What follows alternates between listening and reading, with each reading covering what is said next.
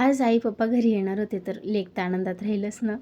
येताना खाऊ आणला होता, चिक्कू आणले होते, द्राक्ष आणले होते, हार कंगण आणले होते, पापडी गाठी शेव हे आणलेलं होतं. आईने द्राक्ष धुवून दिलेले होते मुलांना, पण हे जे राहिलेले द्राक्ष होते ना ते मिठातल्या पाण्यात धुवायचे, ते मी धुवून घेतले. आणि आईने मस्त माझ्यासाठी ब्लाऊज पण शिवून आणलेले होते. माझे सगळे शिवलेले ब्लाऊज आईकडचेच असतात.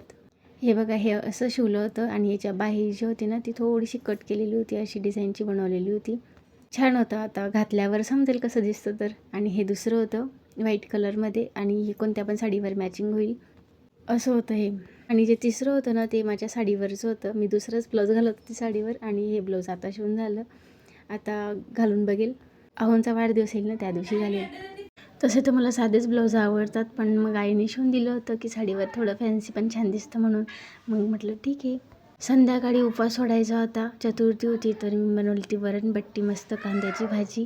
स्वयंपाकाला उशीर होऊन गेला होता. मग पप्पांनी पेढे आणले होते, तर पेढ्यांचे मोदक मी ह्या साच्यामध्ये बनवून घेतले.